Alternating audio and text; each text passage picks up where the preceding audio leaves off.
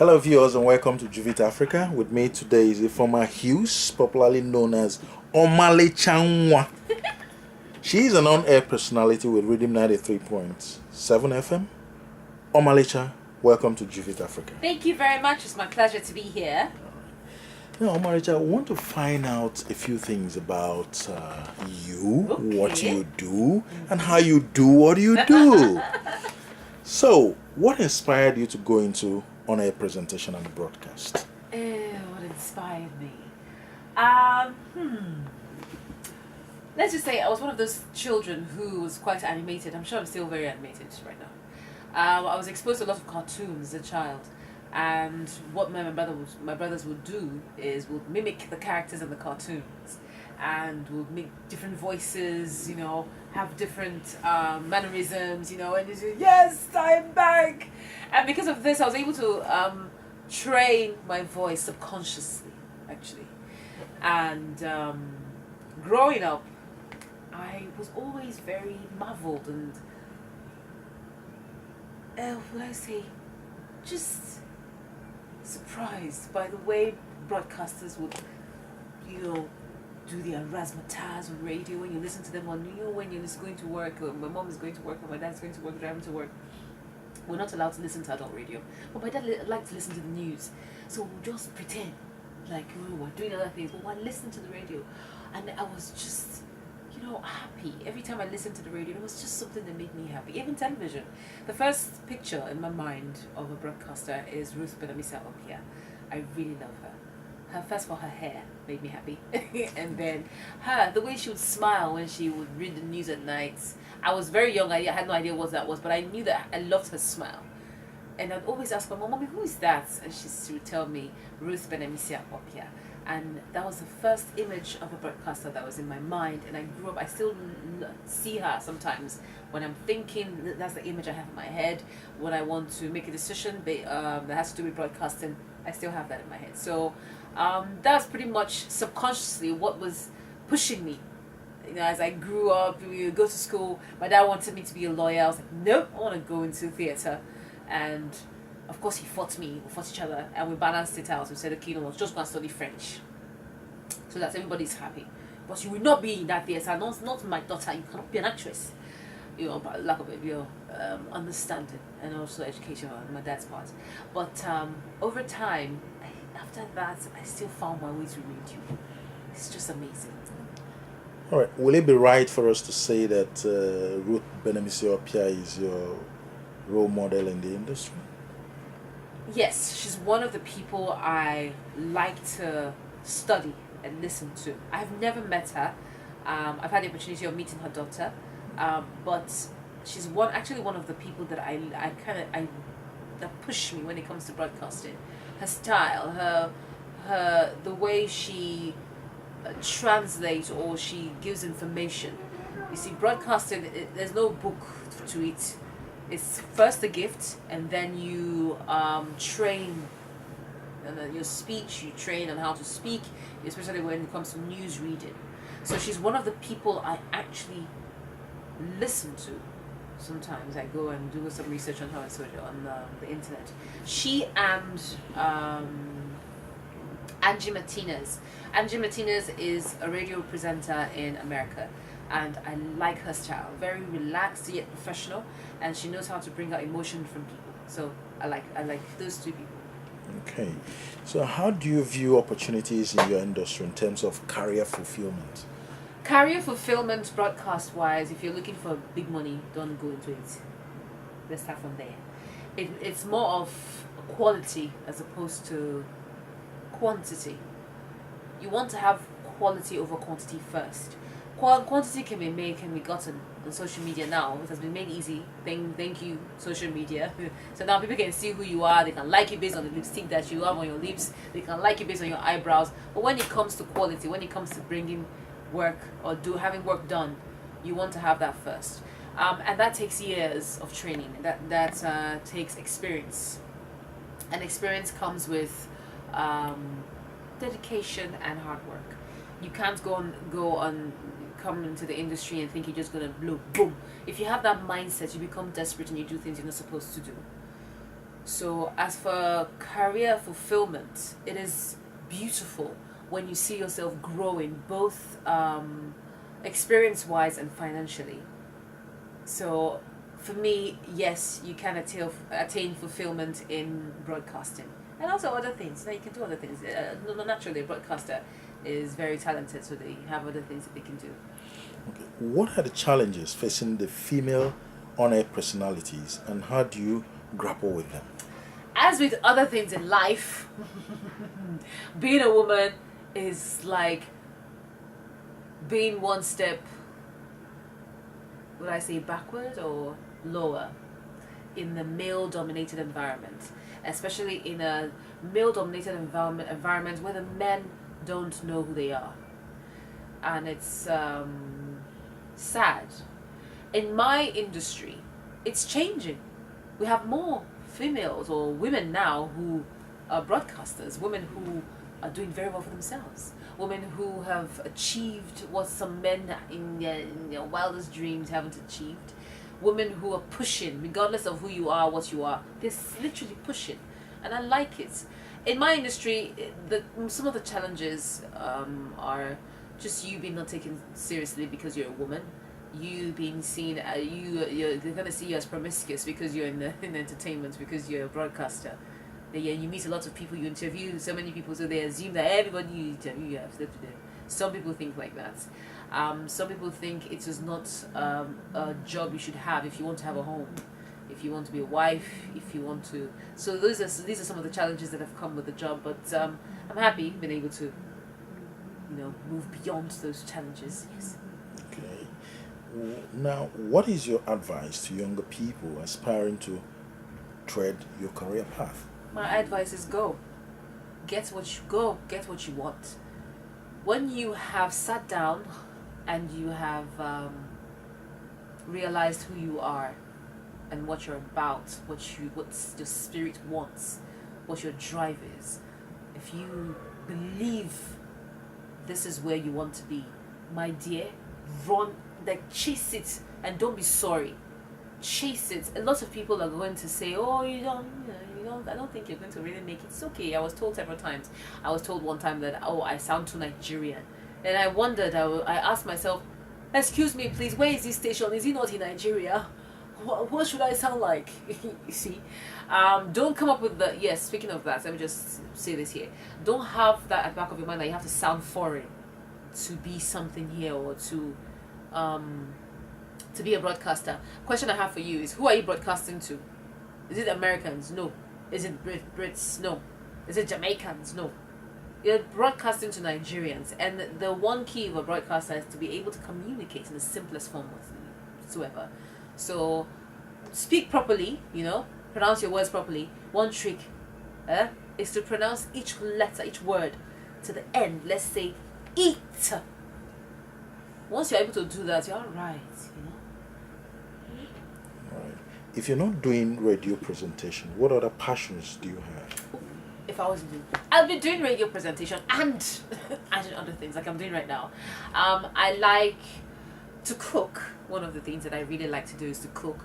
I'm marveled by the way people come up with recipes. When you're sitting in your living room, sometimes how I come up with recipes or spices.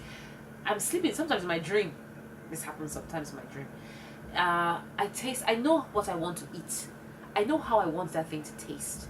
So I just come up with different, spices, mix them up together, either grill, cook, or slow cook, or roast, whatever it is, and then I achieve it. I like that. I like that whole being able to create a different taste by just thinking. I would also like to be an actress. This is very strange. But I like to act, stage, Can I keep talking? Okay. I would like to act, stage plays, something else I'd like to be. I haven't really, what's the word, arranged my thoughts in this area, but I know that I have something to offer.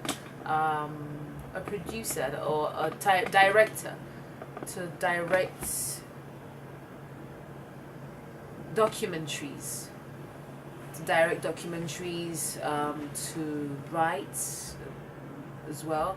I know in that field, Sha, is my husband that I will ask for advice, because he says he's way up here and he's a good writer. But I'm trying to, I've dabbled into that a bit. And a caregiver. A caregiver in the sense that I would go to people, speak to them, try to encourage them, and not a professional caregiver. This guy is trying. Yes, I would also like to be a counselor, to counsel people. I'd like to counsel people. And I'll talk to them, push them, motivate them, because the world is changing and there's so much hate and anger and sadness. And you need the joy in everything you do, to be able to think and to be able to keep going. So those are the things that I would like to do. I believe there are other things there, but I'm still searching myself. I'm still doing some soul searching. So for now, these are the things that I would be doing. Is there any cause you're championing or passionate about, and why? Championing. I haven't started full force. The course I'm championing, I haven't started full force, but there are things that I'm passionate about, things that I that bug me. There's some things that get me really, really worked up, and I've been trying to balance my thoughts towards this thing so that I can communicate as opposed to get angry. One, of course, a woman, the African woman. It's so bad. It wasn't an issue before to me because I just thought my world was okay. You know me now, the way I am. I just keep going. I don't care who you are. I don't care who you are. I don't care what you say. I just keep going. But I realized that the fact that I'm this way doesn't mean the average woman is like that, and they have their own struggles. The fact that I can rise above insults from a man doesn't mean that the average woman can. And my question is, why do you need to insult her because she's a woman? Why do you need to put her down? Why do you think that she deserves less because she's a woman? She has a brain. You have a brain, and that, and then the girl child. How subconsciously in some homes they are not considered as they're not seen as special as the male child, because they feel they can get nothing from her. They feel she's, at the end of the day, she just get married. Hey, let's just do away with her. Another thing I'm passionate about is educating the girl child. Hygiene, self worth. Because of the way the girl child has been treated, has been, battered, most of them need to be pushed. They need that energy. And hygiene. A lot of women do not take care of themselves. They don't know how to take care of themselves. And because of this, unnecessary illness, unnecessary diseases have, affected them. So things like that I'm very passionate about. Educating the girl child, educating them on hygiene and self-worth, and just, knowing that this is who you are. You add value to the society, hey. And also the human mind. Feeding the human mind with positivity and opening your mind beyond what you already know, what you have been fed. So these are things I'm passionate about.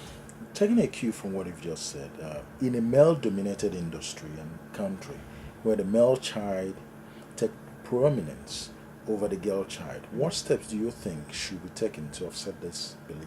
The first step I think should be taken to offset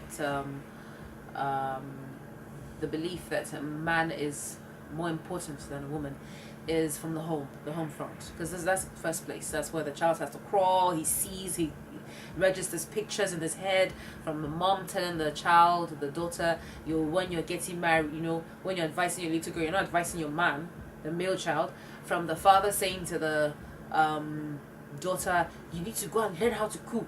The boy is listening. All these things are in their minds, and the women are also listening. The girls are listening. It's from the home. It's from the house. You as a woman, as an adult, as a parent, you owe it to your children to teach them the way that is the truth. To break the culture, to break what you're used to. I'm not going to tell my child that, look, let me just tell you now, as you are in this world, just put your head down as a woman. Don't allow a man feel intimidated by you, because you are tall. When you see them, you big gower, put your head down. I'm not going to do that. So I feel it's from the home. It's how what they see, how you speak to them. As an on-air presenter, what was your first major challenge and how did you overcome it? My first major challenge.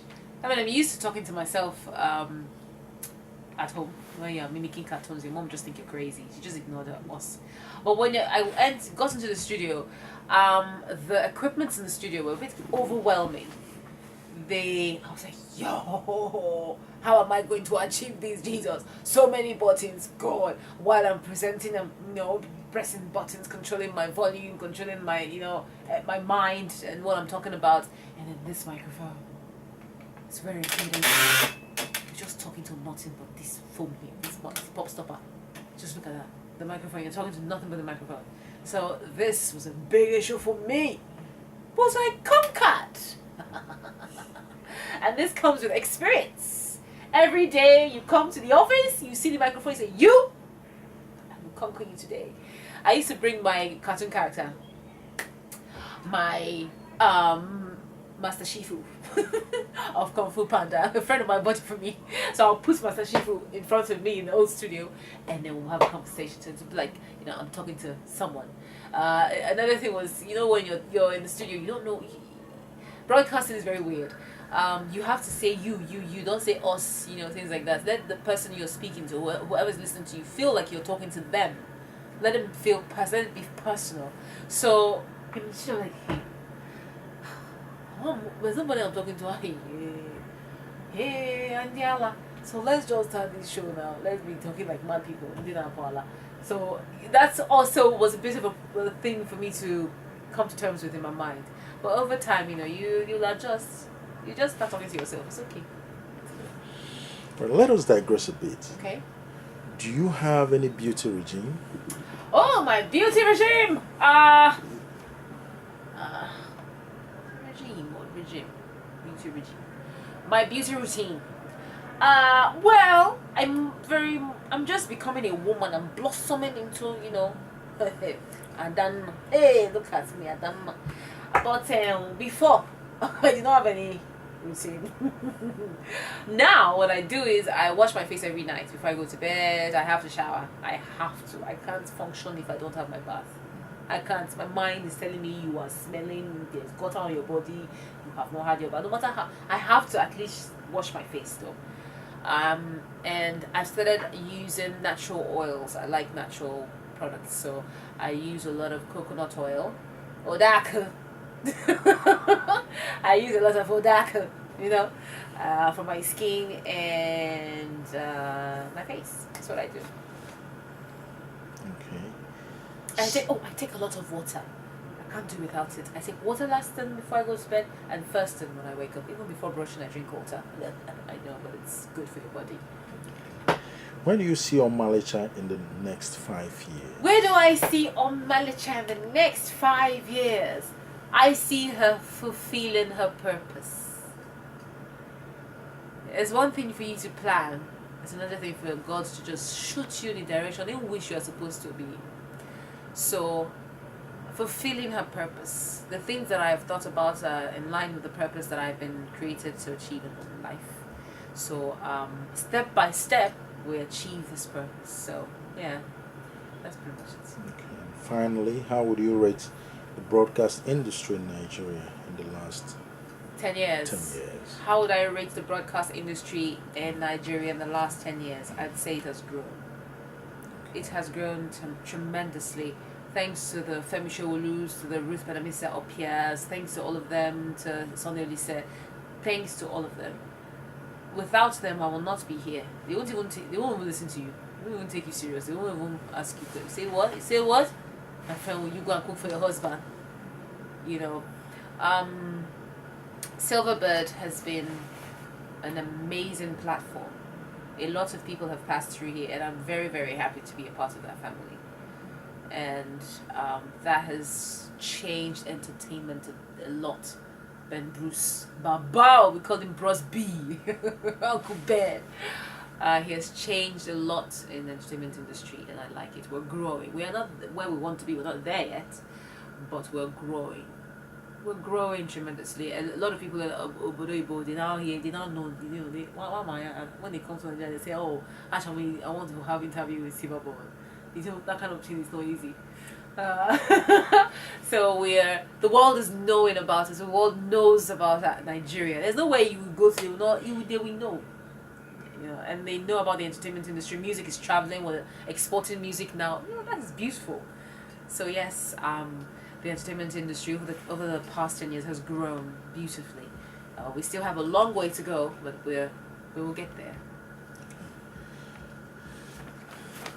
Thank you for having us. There is no problem. Thank you very much. It's been a pleasure.